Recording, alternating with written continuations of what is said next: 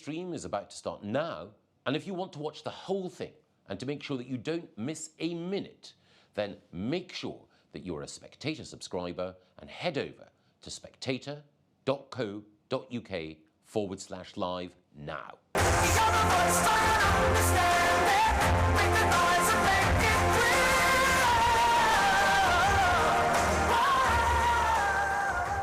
Well, that was very nice. Good. There's more, is there? But that music, Geoffrey, was a way of saying to all of your fans here, and indeed those watching online, that we have an opportunity now to hear from the world's greatest living author. No one writing in the English language has sold more novels than you. And you are, I think now, in your 9th decade. We won't say exactly quite how old you are yet. And yet, every year, there is a new Archer novel which goes straight to the top of the bestseller lists. The latest is Endgame, which I know many people here have already bought. Geoffrey, we're going to talk a little bit about this book, a little bit about the art of fiction, writing, what it means to you, and also a little bit about politics as well. Yes, You've been a participant and an observer in political dramas now for decades, and we'll touch on some of the dilemmas of the moment. But first of all, this is the latest in the William Warwick series. William Warwick is a police officer whose father is a distinguished lawyer who, instead of following his father to the bar, decides to go to the tough end of the criminal justice system, starts out as a beat bobby and then works his way up. Why did you decide that you were going to commit to a 6-novel sequence about this particular police officer and his story? Can I stand up? Is that all right? Of course. And if it is humanly possible to kill those 2 lights, because I love to see the audience. If it's humanly possible. Thank you. At the age of 70, which our maker decides is 70 and it's time to go, I asked him if I could please write the Clifton Chronicles, and there'd be 7 of them. Could I please get to 77? So I got to 77. In answer to your question, Michael, Harry Clifton, as you will know, was a writer. And his hero, his eponymous hero, was William Warwick. And I got so many letters saying, please, can we have a series on William Warwick, that I had to go back and say, can I possibly live from 77 through to, answer your question, 85? And so this is the last one. And he's gone from constable, sergeant, inspector, chief inspector, superintendent, chief superintendent. He's now a commander. And each time I had a different subject. I had drugs, I had murder, I had royal protection, I had money laundering, and I thought, what am I going to do for the final one? Particularly as he's hoping to be commissioner of the Metropolitan Police. And I was looking through the dates. He was then 52, and I was looking through the dates, and I saw 2012, the London Olympics, which was, of course, a massive triumph for this great city. And so I flew over to Monaco to see Seb Coe, who's chairman of the IAF and lives in Monaco, and said, what I need to know, Seb, is what went wrong at the Olympics. And he said, you know, I don't think a great deal went wrong.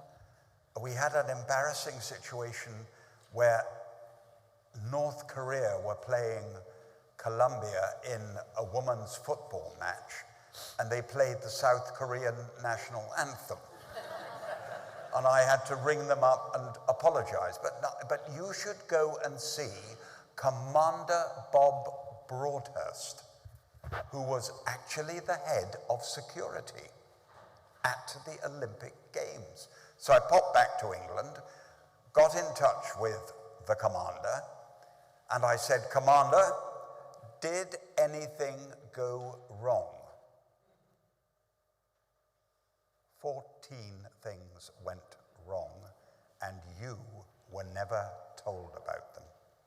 And 2 of them were massive.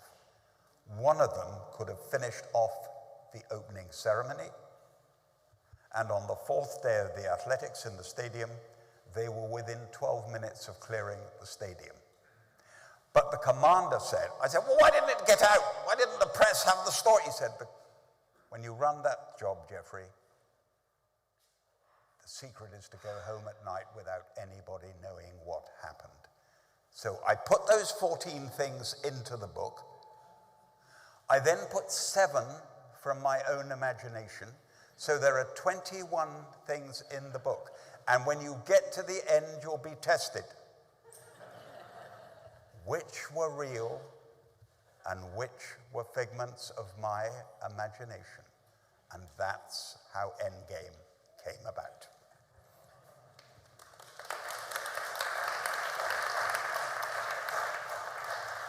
And the quiz questions are here. I don't know how well Seb coded in answering them. Yes, Seb Coe got 19 out of 21. So no one yet has got 21. Though I'll tell you a little secret on that, I apologize. I will be apologizing all evening.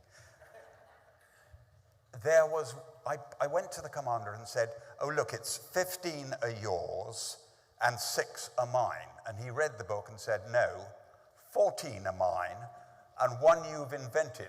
Which one, I said? He said, the aeroplane coming out of Brighton with one man in a small aeroplane heading towards the stadium with Fathers for Justice on the back. That was your invention. I never said that. So even I didn't get 21 out of 21. And writing about a police officer, writing about a detective, obviously many of the greatest writers in the English language have tried their hands at detective stories. Before you did, were there particular writers that you had in mind as inspirations for police procedurals and crime thrillers? I had a bit of luck on that, and he's sitting in the audience.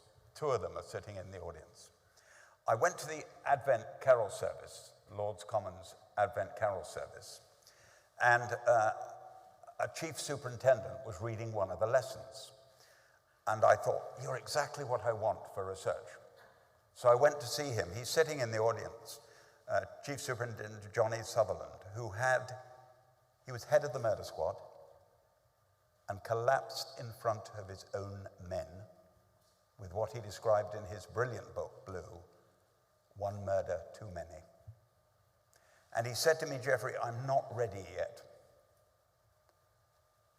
I said, I need you. He said, no, I'm not ready. And then he came back a year later and said, I'm ready now. And he's been my researcher along with Michelle Roycroft of the Arts and Antique Squad, also in the audience, who is now working at the British Museum. Doesn't take a big guess what she's working on with your friend and colleague. With George Osborne, sorry. George. And she's in the audience, so you might like to talk to them afterwards, because they're 2 remarkable police officers who served their country so well. And the other thing they did, as we did each subject, drugs, extortion, police protection, whatever it was, they produced the former head of that department. So I was meeting giants, and I said to them, they made sure my facts were right, but they also often gave me a couple of stories, inside stories of what had happened when they were head of. And one of them was useless. The head of the drug squad was useless. He was a PhD, a very clever man, and he was like my wife. Everything was accurate and had to be correct. So I said to him at the end, because I was the world's leading expert on crack cocaine, heroin. I knew all the figures, I knew all the facts, and I planted them out to you lot. And I said to him one day, you're useless. You haven't given me one story. And Johnny said, well, he's not by nature a storyteller. He's very accurate. Oh, I said, give me a story. Doesn't anything ever annoy you? And he said, yes, well, funny you should mention that. When I was head of burglary, there was this criminal who I knew he was doing the big burglaries. He knew I knew he was, but I couldn't nail him. And he used to drive me mad because every Christmas he'd send me a hamper from Harrods. And we now, Johnny, Michelle and I have this thing, is whenever we see an officer, we say, give me a hamper. And that story, that hamper story, was the first 10 pages of another book. And you mentioned, of course, the expertise of the Art and Antiquities Squad, and an earlier William Warwick novel revolves around a Rembrandt. You yourself are well known as a great collector of art. I'll come back to other novels in a moment, but your patronage and support of artists has been a feature of your career. What first drew you to become a champion of great painters? Of great painters. Almost by mistake. I will tell you that because my wife's present, and I don't think I've told her before. At the age of 16, I fell in love with an 18-year-old girl called Jill Todevin. And Jill used to go to art galleries, and the only way I could get to see her was to go to art galleries. And that's when it started. And it's been a passion, you're quite right, it's been a passion ever since and gets into all the books. I say to young writers, for heaven's sake, write about what you know about. If you work in a factory in Barnsley, tell us about Barnsley, tell us about the factory, tell us about your daily life. J.K. Narayan, the great Indian writer, used to write about a small village in India, and you can't put the book down. So do that, I always say to people. So, to tell you about the defeat of Miss Jill Todevin. Miss Jill Todevin got married, went down to Cornwall, became a head mistress, and once a year she brought a bus load of school children up to see the Tate and the National, and the next day I got the bill. Do you, sometimes when you look back, do you wish that you'd had the chance to be a police officer and a detective too? Was there something about working with those who've been at the sharp end of crime, solving mysteries, that means that your natural curiosity had led you to think, maybe I could have been Met Commissioner, maybe I could have been head of CID? That's almost an impossible question to answer. I think when you're young, I mean, it must apply to you as well, because of what you conquered to get where you are. I mean, which I, by the way, truly admire what you conquered to get where you are. I think when you're young, I wanted to be captain of the England cricket team. It was a pity I couldn't bat, bowl, or field. I wanted to win an Olympic gold medal in the 100 meters, and I wanted to be Prime Minister. And I failed at all three. But it was Proust who said, we always end up doing the thing we're second best at. That'll get you lot thinking. And I found storytelling, your word, I found storytelling by mistake. In fact, the first book, Not a Penny More, Not a Penny Less, was turned down by 14 publishers, and the 15th publisher paid me an advance of £3,000, and it sold 3,000 copies. And Mary said, I think it's time you look for a proper job. And you mentioned that the character of William Warwick, of course, flows from the Clifton Chronicles. And the Clifton Chronicles tell the story of three principals, but many others, throughout the 20th century. And it's a series of novels which deal, of course, with love, betrayal, hidden family secrets, and great world events. But they're also, to an extent, some of the characters owe something to your own life, because, again, the hero is born in Bristol, you're a West Countryman. The books deal with involvement in politics and the craft of writing. Would you say that they were the books which were most personal to you? Yes. It's again going back to write about what you know about, because I decided to send Harry to Bristol Grammar School, and then to Oxford, so that I could write about. You're foolish to say, send him to Manchester Grammar School and Cambridge, when you can let the audience know things that happened to you when you were involved with. I was not involved with Bristol Grammar School, but had a lot of friends there, and I was a West Countryman. So you're quite right. You put those things in, and people think, oh yes, he knows what he's talking about. I think that's very true. The other side, though, I have to say, in all fairness, is God-given luck. When a young person comes to me and they say, I want to be a writer, what they mean is they want to be a storyteller. Anyone who's had a first-class education and is well-read can be a good writer. So that side's the luck side. So I say, go to the ballet. And they say, well, go to the... Yes. Look at the prima ballerina on the stage and imagine how many hours she has spent to become the prima ballerina. And then look at the young girls behind and think how many hours they've spent wanting to be on the stage with the prima ballerina. It's no different if you want to be number one on the New York Times. It's just as tough. You have to have that bit of luck, and with me, it was telling a story. And it's good fortune, hard work, and as you say, writing about what you know. The first of your novels that I read is the one, of course, First Among Equals, that deals intimately with politics and the fate of four politicians and their desire to be Prime Minister. When you wrote First Among Equals, politics was a different game in some respects from now. How do you think things have changed? What are the politicians, men, women, they have similar passions and ambitions, but what's changed in politics between now and then that really strikes you? Well, the book's about four young men. Television is thinking of making it with two men, one woman, and someone who's gay, because that's the modern world. I didn't think that way. I just wrote about four young men.